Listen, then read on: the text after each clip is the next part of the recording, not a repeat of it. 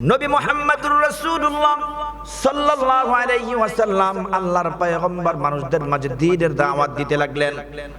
আল্লাহর পয়গম্বর মক্কার মুশরিকদের মাঝে গিয়া বলতে লাগলেন, ইয়া আইয়ুহান নাস কুলু লা ইলাহা ইল্লাল্লাহ তুফলিহুন।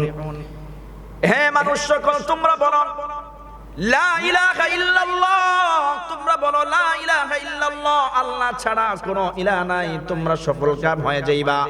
মুসলমান, আল্লাহর পয়গম্বর মক্কার মুশরিকদের মাঝে গিয়া এই দাওয়াত দিতে আরম্ভ করলেন।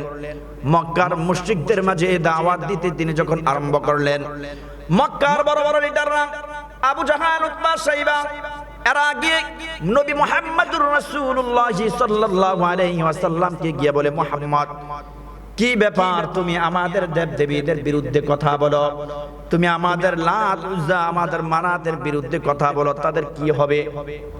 মুহাম্মদ, তোমাকে সাবধান করে দিলাম, এ মুহাম্মদ, তোমাকে সাবধান করে দিলাম, তুমি আমাদের দেবদেবীদের বিরুদ্ধে কথা বলবা না। মুহাম্মদ, সাবধান, তুমি যদি আমাদের লাত, উজ্জা, মানাতের বিরুদ্ধে কথা বলো তাহলে তোমার হাত ভেঙে দিব, তোমার পা ভেঙে দিব, দুনিয়া থেকে তোমাকে বিদায় করে দিব। মুহাম্মদ, সাবধান করে দিলাম, তুমি আমাদের দেবদেবীদের বিরুদ্ধে কথা বলবা না। এ মুসলমান ভাই, আল্লাহর পয়গম্বর গোটা পৃথিবীর জন্য নবী রহমত স্বরূপ প্রেরিত হয়েছেন। আল্লাহর পয়গম্বর তার গোটা জিন্দেগিটাই কেটেছে উম্মতের ফিকির নিয়ে, উম্মত যেন জাহান্নামে না যায়, উম্মত যেন জাহান্নামে না যায়। আল্লাহর পয়গম্বর যখন এই কথাগুলো শুনলেন, নবীর মনটা বড় খারাপ। পয়গম্বর রাত্রিবেলা বাড়িতে যায়। নবীর দাদা এতদিন পর্যন্ত দুনিয়াতে ছিল, নবীর বয়স 40 বছর হয়ে গেছে। আল্লাহর নবীর নবুয়ত পাওয়ার পর আল্লাহর নবী এই দ্বীনের দাওয়াত দিতে আরম্ভ করলেন। কত কষ্ট আমার নবী সহ্য করছেন রে মুসলমান। এ মুসলমান, আজকে তুমি আর আমি ঈমান পেয়েছি, পৈতৃক সূত্রে আমি আপনি ঈমান পেয়েছি, এই জন্য আমার আপনার মুসলমানিত্বের কদর নাই, আমার ঈমানের কদর ওরকম ভাবে নাই। মুসলমান, তুমি নামাজ বাদ দিয়ে দাও। মুসলমান, তুমি চেহারার মধ্যে দাঁড়িয়ে নাই, কিন্তু তুমি দাবি করো আশিকে রাসূল। এ মুসলমান, এটা বড় আফসোসের বিষয়, যে নবী তোমার জন্য কান্না করতে করতে তার জিন্দেগিটাকে শেষ করে দিয়েছেন, ওই নবীর সুন্নাত তুমি তোমার চেহারার মধ্যে রাখতে পারো না।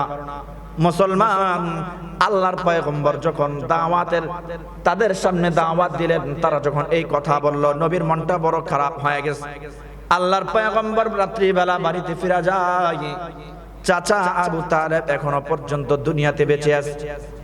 বাতিজা মুহাম্মদের দিকে তাকায় দেখে বাতিজার চোখ বেয়ে বেয়ে পানি পড়ে, বাতিজার চোখ অশ্রু ঝরে পানি পড়তেছে। এইভাবে আল্লাহর নবীর দিকে তাকায় আছে, ডাক দিয়া বলে, মুহাম্মদ, কি ব্যাপার? তোমার কি হয়েছে? তোমাকে কেউ মেরেছে নাকি?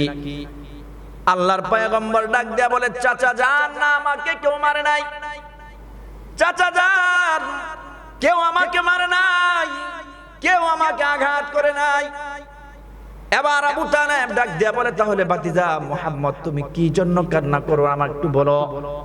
আল্লাহর পয়গম্বর তার চাচার কাছে গিয়া বলে, চাচা যান, আমি মক্কার কিনারার মধ্যে, মক্কার আঙিনার মধ্যে আমি দ্বীনের দাওয়াত দিতে লাগলাম।